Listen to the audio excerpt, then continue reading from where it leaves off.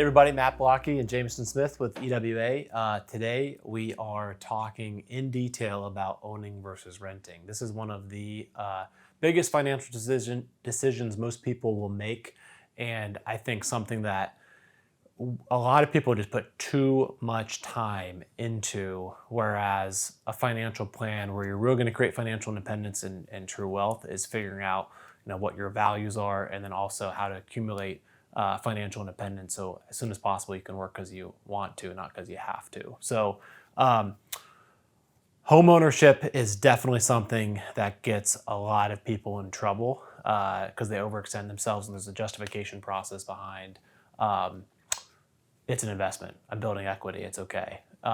In reality, renting most of the time is actually a better financial choice. I myself am a homeowner. And I realize through 10,000 meetings over the last decade plus of helping clients navigate these decisions that it's best just to view this as a lifestyle decision, put guardrails around it, and then move on and focus on other stuff. So today we're going to break this down in great detail. Jameson, who's currently a renter, is going to go through the assumptions with renting, and myself being an owner, but having actually rented most of my life, I'm going to go through the owning scenario as well. So let's go through some assumptions here. So we're talking today about a $500,000 purchase, a 6% interest rate. Unfortunately, in today's interest rate environment, the average is actually above 7%. We're going to use 6%. And the same math actually works even if you're looking at 3%, what it used to be a couple years ago. We're talking about a 30-year fixed, $10,000 a year in taxes with no increases whatsoever, and then $3,000 a year in an insurance cost for your homeowner's insurance, again with no increase ever, and then $12,000 a year in maintenance, again with no increases ever. A lot of times we've seen clients put in, some years 50, 100, 200,000 into their houses. We're assuming only $12,000 a year of maintenance with no cost of living adjustments ever into the maintenance cost. So we are also assuming a $100,000 down payment that goes into this, meaning that there's a $400,000 outstanding mortgage. And then we're also assuming extremely favorable growth rates if you're a homeowner of 4% CAGR, compounded annual growth rate, so 4% and then 4% of the higher amount every single year. And then we're assuming if you sell, a 6% closing cost. So just wanted to set the groundwork for our calculations. Jameson, walk us through the assumptions that we're using for the renter. We're assuming rent would be like a similar size or similar priced apartment, $3,000 a month in rental costs, difference of $500 a month in monthly payment that you would be putting into a similar sized house. That gets invested into, we'll just say, a taxable investment account. And then we invest an additional $1,000 a month, which is the $12,000 a year for home maintenance. Also gets invested into the taxable investment account. And we are assuming a 6% annual rate of return in the, we'll assume equities in the investment account. Historically, the S&P 500 has done over 9%. So that's a very significantly discounted rate. And we'll walk through that. There's obviously tax implications on it. We'll factor that in at the end. But those are the assumptions: lower rent cost, and the difference that you would put into the house gets invested into the investment account. And then same assumption with the $100K down payment. Instead of it going into the house, you have $100,000 of liquid cash. You would also invest into the same taxable investment account in year one. Perfect. So in these scenarios, we're assuming with all of these factors, just rounded by a couple dollars, we're assuming $3,500 a month is the payment if you're a homeowner. Again, assuming $500,000 home, $100,000 down, 6% interest rate, 30-year fixed, 10-year $1,000 a year in taxes, $100,000 down payment, and $3,000 a year insurance. But then we're also assuming that $12,000 a year maintenance is not part of that $3,500 a month. So there's an extra $1,000 a month in maintenance here. So to arrive at Jameson's, the renter is flushing money down with the rent. So that $3,000 a month rent is just disappearing. But the investor, to get to these numbers that we're going to show you in 5, 10, or 20, 30 years, they're putting 100 down and then they're investing $1,500 a month. So where some of the assumptions, we're doing this, what I believe is consistently across the board, is we're not assuming any cost of living adjustments with the rent. Obviously there would be, but we're also assuming that taxes never increase, insurance never increased, and the cost of maintenance never increases as well.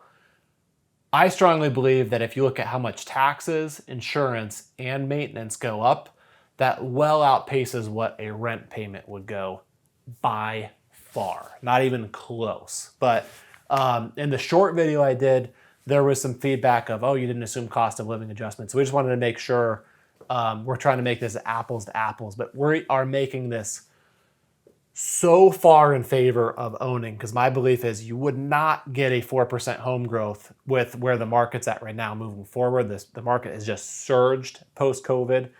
It seems like everyone's bought a house for a very astronomical price. So getting 4% a year for the next 20, 30 years, although unlikely, we're going to assume that you do. Also, go ahead. I say also rent.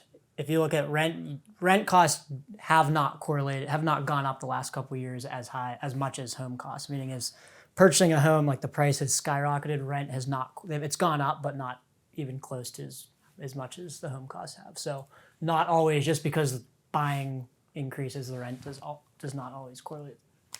Absolutely. So, okay, well, let's look at some numbers. So, again, if we were to adjust those rate of returns to 7%, like these returns over, a 30-year period, I mean, there's, in some cases, it'll be like $1 million difference. So that 6% is just so conservative. We want to point that out.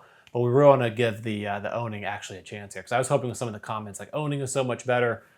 Me being an owner, I was like, I hope they're right. But the reality is, looking at the numbers, renting is just such a better financial choice. But most people will own. I own, because lifestyle-wise, a lot of times it does make sense to own a house. To have a family, to have consistency, to not be told what to do with the landlord. There's a lot of reasons owning lifestyle-wise is better. But also, there's a lot of reasons lifestyle-wise why renting is better. You don't have to worry about anything. You're stress-free. There's lower time. If something breaks, it's someone else's expense, etc. So we could argue this both ways, but today, let's break down the numbers. So, all right, so 5 years from now, hypothetically, I buy this house, and with assuming a 4% growth rate, 5 years, I'm ready to move.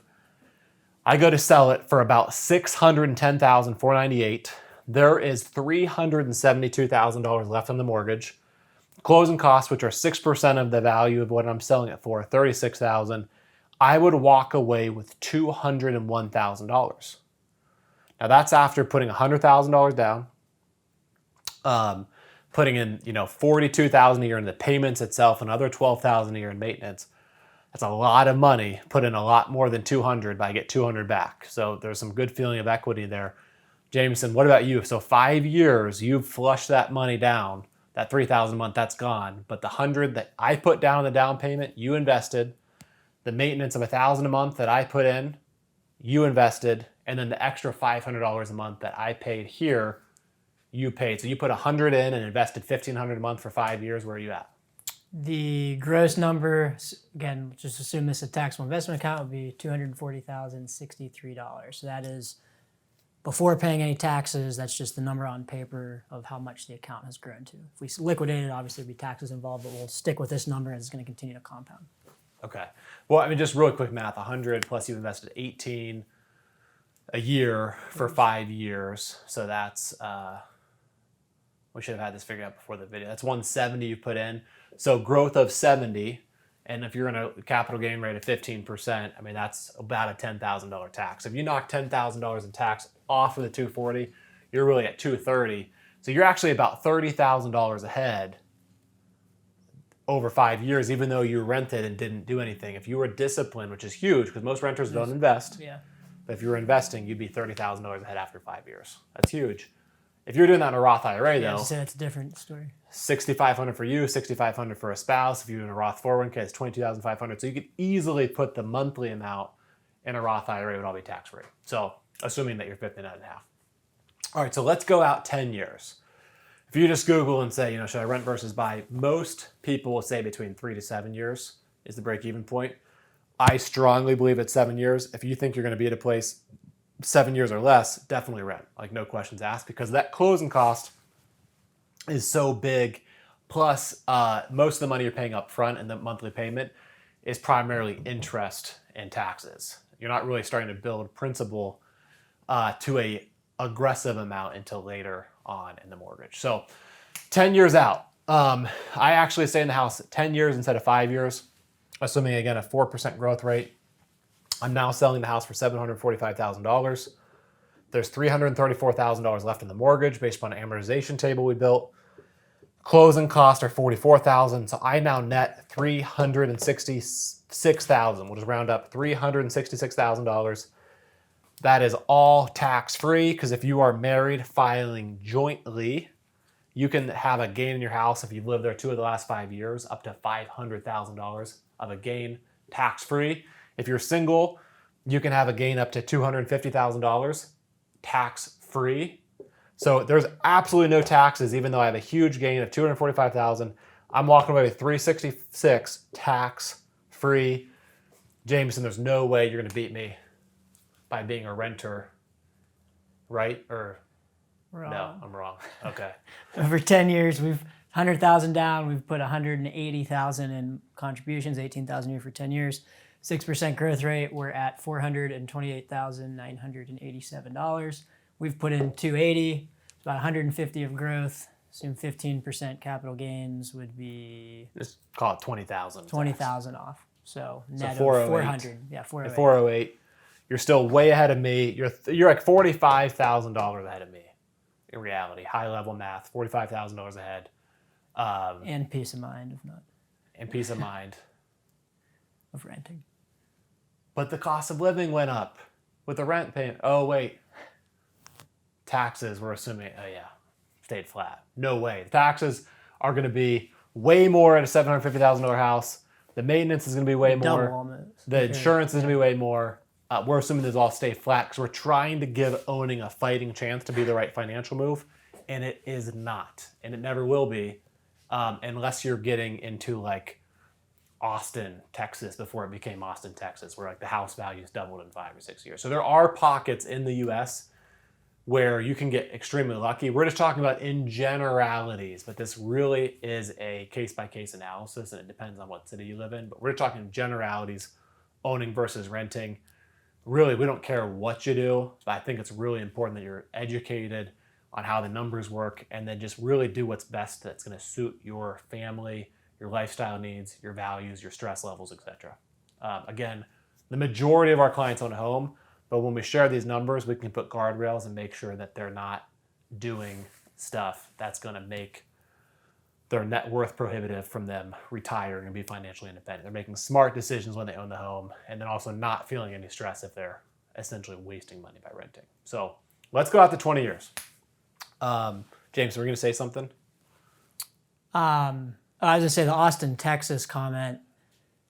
There are plenty of cases where people have made a lot of money in like hot pockets of real estate. But we think about like most people that we're dealing with, they're busy in their career, they're very career oriented. That's where a lot of their time's going. So for you to take the time out of what you do to make money to research the real estate market, to try to find that, you probably lose more money in the long run to do that anyway. Unless you're a real estate professional that you're so in tune with the markets. Yeah.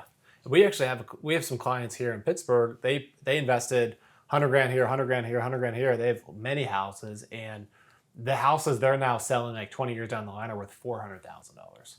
And we added up, what would have needed to take place in an investment account to give you the same results of this real estate, and it was like 7% rate of return. And they literally bought at the hottest area of Pittsburgh ever, like in the last decades. 30 years ago, before it became the hottest spot, and it's still. They could have just put the money in the S&P 500 and beat it without stress, though. So we asked them, would you do this again? They said, absolutely not. That was the best real estate decision I've personally ever seen, and they would not go back to do it again. It's crazy. So, again, many examples out there. I think real estate's a good investment because a lot of people just won't get that return in the market, because if you don't stay in during the ups and downs, you're not going to get 6%. The average person will get 4%. That's assuming you have the discipline to stay in and see the market go up, see the accounts go down. That's not a guarantee. That's a long-term growth rate, assuming that you stay in, stay disciplined, asset Keep allocate, saving. diversify, keep saving. It takes a lot of discipline. So neither one of these are easy. It's not easy here to invest that money. It's not easy here to keep your maintenance cost that low or your home improvement cost that low. It's just probably not going to happen. So 20 years from now, I'm going to sell. The house is appreciated now $1.1 million. There's $216,000 left. The closing costs are now $66,000. And so I'm netting $828,000 if I sell this house in 20 years. Jameson, how did you do renting? So we've put in the 100,000, 360 over 10 years in contributions. Over 20 years. Over 20 years, yeah. We've put in total 460. We're a little bit over $1 million, so call it $500,000 at gains, 15% tax. $75,000 in tax. So you're looking at $950,000. Yeah. So you're still $125,000 ahead of me, even though you rented for 20 years, wasted money, and I've owned for 20 years. Been the most disciplined homeowner ever by not doing any crazy improvements, and you're still ahead of me by over $100,000. And I still have a peace of mind from rent. All right, so 30 years, this thing is paid off. It's done. A 4% growth rate. My $500,000 house is now worth $1.65 million. No mortgage left. Closing costs of almost $100,000. Now there are taxes here, because anything over $500,000 if you're married filing jointly would be taxed at a 15% capital gain rate. So we're assuming out of that growth, $500,000 is my basis, tax-free, $500,000 is a credit, tax-free, and only $656,000 is getting taxed at a 15% rate. That would not be correct. It would be a higher rate, 23.8%. But assuming very conservatively, we're trying to give the home owning a fighting chance here, $83,000 in taxes. I'm walking away with $1.47 million. Jameson, there's no way I'm finally going to win.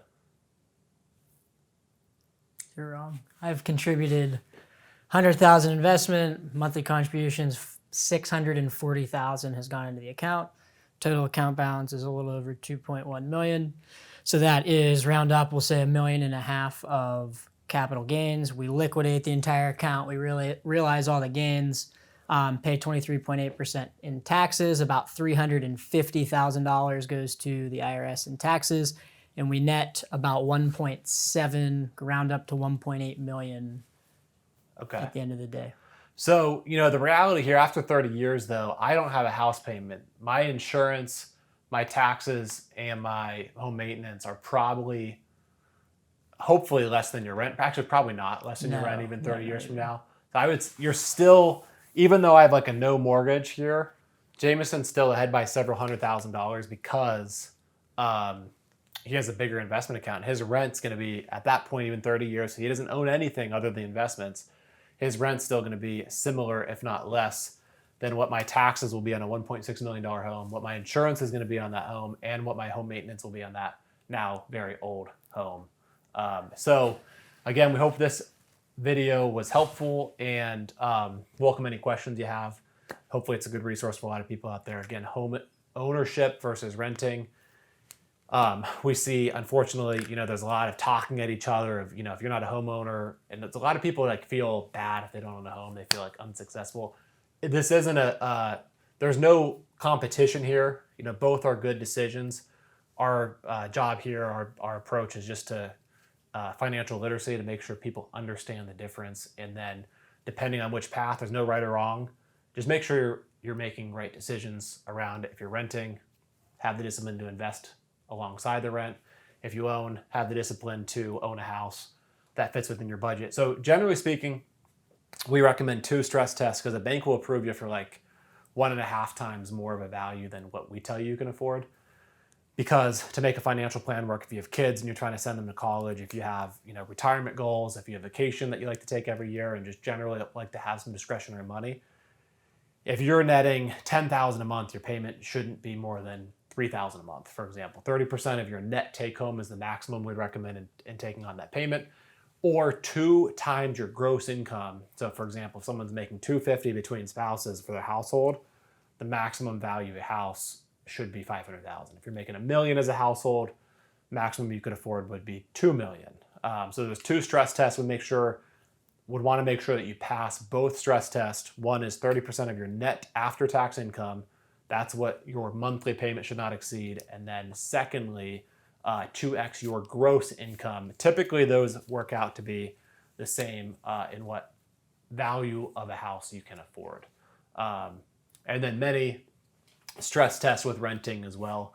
But overall, it's a very big decision. A lot of people in America are house poor, and there's a statistic: the median net worth in America is under, by the age of 65. So you've had your entire life to work and save, including your house equity, including everything.